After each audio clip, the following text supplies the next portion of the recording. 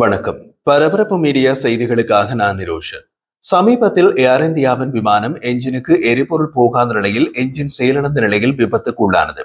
நேற்று புதன்கிழமை இந்தியாவின் மற்றொரு பயணிகள் விமானம் பறந்து கொண்டிருந்த போது அதன் ஒரு என்ஜின் செயலிழந்ததால் விமானம் திசை திருப்பப்பட்டு அவசர கால தரையிறக்கம் செய்யப்பட்டுள்ளது. நேற்று புதன்கிழமை இரவு டெல்லியில் இருந்து கோவா செல்ல வேண்டிய இண்டிகோ விமான நிறுவனத்தின் விமானம் நடுவானில் என்ஜின் கோளாறு ஏற்பட்டதால் மும்பையில் அவசரமாக தரையிறங்க வேண்டியிருந்தது. இண்டிகோவின் 6E6271 என்ற தட இலக்கத்தில் இயக்கப்படும் அந்த விமானம் இந்திய நேரப்படி இரவு 9:53 மணிக்கு பாதுகாப்பாக தரையிறங்கியது. அதில் 191 பேர் இருந்தனர். BTIZB என்ற பதிவெண் கொண்டு ஏர்பஸ் A320 நியோ விமானம் டெல்லியின் இந்திரா காந்தி சர்வதேச விமான நிலையத்திலிருந்து கோவா விமான நிலையத்திற்கு பறந்து கொண்டிருந்த போது நடுவானில் என்ஜின் கோளாறு ஏற்பட்டது. மும்பை விமான நிலைய அதிகாரிகள் இரவு 9:27 மணிக்கு புவனேஸ்வரில் இருந்து வடக்கே சுமார் 100 கடல் மைல் தொலைவில் விமானம் பறந்து கொண்டிருந்த போது என்ஜின் கோளாறு ஏற்பட்டதாக தெரிவித்தனர். பெயர் குறிப்பிட விரும்பாத அதிகாரிகள் ஒருவர் இன்ஜின் இலக்கம் ஒன்றில் ஏற்பட்ட கோளாறு காரணமாக விமானி பாகன் என்று அவசர செய்தியை தரைக்கட்டுப்பாட்டு மையத்திற்கு அனுப்பினார். இது ஆங்கில எழுத்துக்களான PAN என்ற எழுத்து வடிவில் எழுதப்படும் போதிலும் அதன் உச்சரிப்பு பாகன் என்று உச்சரிக்கப்படுகின்றது. பாகன் என்பது உலக அளவில் விமானத்துறையில் பயன்படுத்தப்படும் ரேடியோ தொலைத்தொடர்பில் ஒரு அவசர சிக்னல். இது உடனடி உயிருக்கு ஆபத்தான அவசர நிலை அல்லாது ஆனால் அவசர சூழ்நிலையை குறிக்க பயன்படுகிறது. சமீபத்தில் விபத்துக்குள்ளான ஏர் இந்தியா விமானத்தின் விமானி அவசர கால நிலை அறிவிக்க மேடே மேடே மேடே என்று தரைக்கட்டுப்பாட்டு மையத்திற்கு அறிவித்ததை நீங்கள் அறிந்திருப்பீர்கள். விமானியின் பாகன் அறிவிப்பு மேடே அறிவிப்புக்கு ஒருபடி கீழே உள்ள அபாய அறிவிப்பு. இது உடனடி உதவி தேவைப்படும் ஒரு மோசமான சூழ்நிலையை குறிக்கிறது. விமான பயணத்தில் பாகன் என்பது அவசர கவனம் தேவைப்படுமானால் விமானம் அல்லது அதன் பயணிகளுக்கு உடனடி ஆபத்தை ஏற்படுத்தாத ஒரு சிக்கல் இருக்கும் போது பயன்படுத்தப்படுகிறது. விமானியிடமிருந்து பாகன் அறிவிப்பு வெளியாகி சில நிமிடங்கள் கழித்து இரவு 9:32 மணிக்கு விமானிகள் விமானத்தை மும்பைக்கு திசை திருப்பவும் மும்பையில் அவசர கால தரையிறக்கத்திற்கும் அனுமதி கோரினார்கள். தரைக்கட்டுப்பாட்டு மையம் உடனடியாக அனுமதி கொடுத்தது. விமான நகர்வுகளை காட்டும் பதிவுகளை நாம் பார்த்த போது விமானத்தின் திசை திருப்பப்பட்ட போது FL 340 என்ற பொசிஷனில் இருந்தது தெரிகிறது. FL என்பது பிளைட் லெவல் என்பதன் சுருக்கம். ஒரு FL என்பது 100 அடி உயரம். விமானம் திசை திருப்பப்பட்ட போது FL 340 என்ற பொசிஷனில் இருந்தது என்பதன் அர்த்தம் விமானம் 34,000 அடி உயரத்தில் பறந்து கொண்டிருந்தது. விமானம் மும்பைக்கு திசை திருப்பப்பட அனுமதி கொடுக்கப்பட்டதை அடுத்து விமானம் மும்பைக்கு மேற்கே அரபு கடலுக்கு மேல் பறந்து மேலதிக எரிபொருளை கடலில் கொட்டிவிட்டு மும்பையில் ஒற்றை என்ஜினில் தரையிறங்கியது. விமானத்தில் கோவா வரை செல்வதற்கான எரிபொருள் நிரப்பப்பட்டிருக்கும். அதற்கு முன் மும்பையில் தரையிறங்க வேண்டுமென்றால் மேலதிக எரிபொருள் விமானத்தில் இருப்பதால் அதன் இடை காரணமாக தரையிறங்கும் போது கடின தரையிறக்கம் செய்ய வேண்டிய நிலைமை ஏற்படலாம். அதை தடுப்பதற்கு மேலதிக எரிபொருளை கொட்டிவிட்டு விமானிகள் விமானத்தை தரையிறக்குவார்கள். தரையிறங்கிய பின் SOP நடைமுறையின்படி ஒரு ஆம்புலன்ஸ் மற்றும் தீயணைப்பு வீரர்கள் தயார் நிலையில் இருந்தனர். மேலும் அவர்கள் விமானம் தரையிறங்கி ரன்வேயில் ஓடத் தொடங்கிய பின் விமானத்தை அது முழுமையாக நிறுத்தப்படும் இடம் வரை வாகனங்களில் பின்தொடர்ந்தனர். விமானம் தரையை தொட மும்பை தரைக்கட்டுப்பாட்டு மையத்தால் கொடுக்கப்பட்ட நேரம் நேற்று இரவு 9:55. இருப்பினும் விமானம் எதிர்பார்க்கப்பட்ட வருகை நேரத்திற்கு 2 நிமிடங்கள் முன்னதாக இரவு 9:53 மணிக்கு பாதுகாப்பாக தரையிறங்கியது என்று அதிகாரி ஒருவர் தெரிவித்தார். யாருக்கும் காயம் ஏற்படவில்லை. மேலும் அனைத்து பயணிகளும் பணியாளர்களும் பாதுகாப்பாக உள்ளனர் என்று அவர் மேலும் கூறினார். இண்டிகோ ஏர்லைன்ஸ் விமான நிறுவனம் வெளியிட்ட முதல் அறிவிப்பில் திசை திருப்பலுக்கான காரணம் தொழில்நுட்ப கோளாறு என்று கூறியது. இண்டிகோ செய்தி தொடர்பாளர் ஒருவர் 2025ஆம் ஆண்டு ஜூலை 16ஆம் தேதி டெல்லியிலிருந்து கோவாவின் மனோகர் சர்வதேச விமான நிலையத்திற்கு பறந்து கொண்டிருந்த போது 6E6271 விமானத்தில் தொழில்நுட்ப கோளாறு கண்டறியப்பட்டது.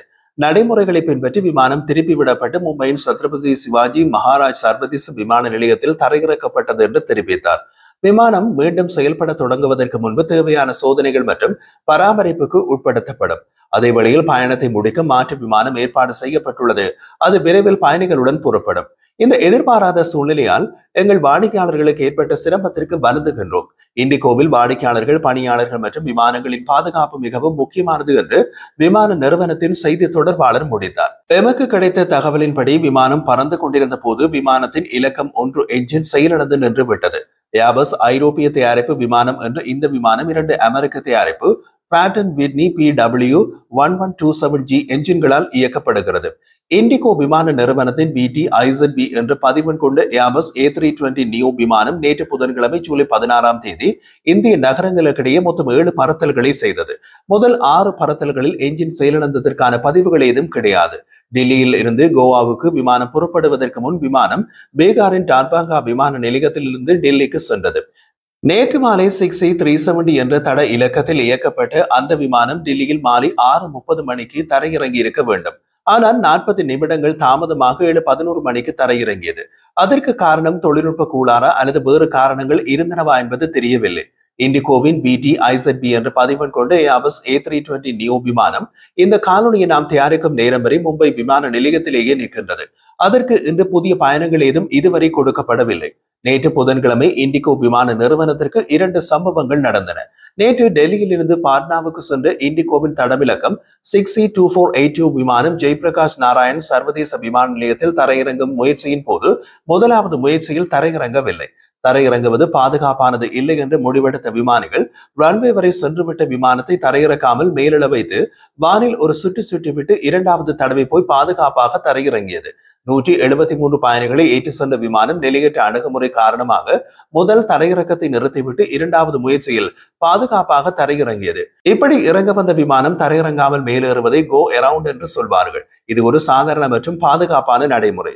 நிலையான தரையிறங்கும் அணுகுமுறை பாதுகாப்பானது அல்ல என்று விமானி கருதினால் கோ அரவுண்ட் செய்து மீண்டும் தரையிறங்க வருவார்கள். இதற்கு முன் இம்மாதம் 9ஆம் தேதி பாட்னாவிலிருந்து டெல்லிக்கு சென்ற இண்டிகோ விமானம் தடவிலக்கம் 6C5009 விமானத்தில் பறவை மோதியதால் நடுவானில் திரும்ப வேண்டிய கட்டாயம் ஏற்பட்டது. சமீபத்தில் விபத்துக்குள்ளான ஏர் இந்தியா விமானத்தில் என்ஜின்களுக்கு எரிபொருள் செல்வதை கட்டுப்படுத்தும் சுவிட்ச்கள் ரன் என்பதிலிருந்து கட் ஆஃப் என்ற நிலைக்கு நகர்த்தப்பட்டதால் எரிபொருள் போகாமல் என்ஜின் செயலிழந்ததாக விமானத்தின் முதற்கட்ட புலனாய்வு அறிக்கை தெரிவித்திருந்தது. இங்கு குறிப்பிடப்படும் எரிபொருள் கட்டுப்பாட்டு சுவிட்ச்களை ஃபியூல் கண்ட்ரோல் சுவிட்ச், சுருக்கமாக FCS என்று குறிப்பிடுவார்கள். நேற்று புதன்கிழமை ஏர் இந்தியா தனது போயிங் 787 விமானங்களில் உள்ள எரிபொருள் கட்டுப்பாட்டு சுவிட்ச் FCS-களின் பூட்டும் வழிமுறைகளை முழுமையாக ஆய்வு செய்து முடித்ததாகவும் அதில் எந்த பிரச்சனையும் இல்லை என்றும் விமான நிறுவன அதிகாரி ஒருவர் உறுதிப்படுத்தினார். வார இறுதியில் எங்கள் அனைத்து போயிங் 787 விமானங்களிலும் எரிபொருள் கட்டுப்பாட்டு சுவிட்சின் பூட்டும் பொறிமுறையில் எங்கள் பொறியியல் குழு முன்னெச்சரிக்கை ஆய்வுகளை தொடங்கியது. ஆய்வுகள் நிறைவடைந்துள்ளன. எந்த பிரச்சனையும் கண்டறியப்படவில்லை என்று ஏர் இந்தியா விமானிகளுக்கு அனுப்பப்பட்ட உள்ளக செய்தியை மேற்கோள் காட்டி அந்த அதிகாரி கூறினார். போயிங் பராமரிப்பு அட்டவணையின்படி அனைத்து போயிங் 7878 விமானங்களும் த்ரோட்டில் கட்டுப்பாட்டு தொகுதி TCM மாற்றத்திற்கு உட்பட்டுள்ளன என்று அதிகாரி கூறினார். FCS இந்த TCM தொகுதியின் ஒரு பகுதி. அதன் அர்த்தம் ஏர் இந்தியா தமது அனைத்து போயிங் 7878 விமானங்களிலும் FCS-ஐ மாற்றியுள்ளார்கள். கடந்த மாதம் 260 பேர் கொல்லப்பட்ட கொடிய அகமதாபாத் விமான விபத்தை தொடர்ந்து அதிகரித்த ஆய்வுகள் காரணமாக இந்த மாற்றங்கள் வந்தன. ஏர் இந்தியா விமானிகளுக்கு அனுப்பிய சுற்றறிக்கையில் விமானிகள் விழிப்புடன் இருக்கவும், தொழில்நுட்ப பதிவில் ஏதேனும் குறைபாடுகள் இருந்தால் தற்போதுள்ள அறிக்கையிடல் செயல்முறையின்படி உடனே தெரிவிக்கவும் என்று விமான நிறுவனம் கேட்டுக்கொண்டுள்ளது என்று அதிகாரி மேலும் கூறினார். கடந்த மாதம் நடந்த ஏர் இந்தியா விமான விபத்திற்கு முன்னர் எரிபொருள் சுவிட்ச்கள் நிறுத்தப்பட்டதாக AAIB-யின் முதல்கட்ட அறிக்கையை மேற்கோள் காட்டி விமான நிறுவனங்களின் போயிங் 787 மற்றும் 737 விமானங்களின் எரிபொருள் சுவிட்ச் பூட்டும் அமைப்பை ஆய்வு செய்யுமாறு விமான நிறுவனங்களை விமான கண்காணிப்பு அமைப்பு DGCA திங்கட்கிழமை உத்தரவிட்டது.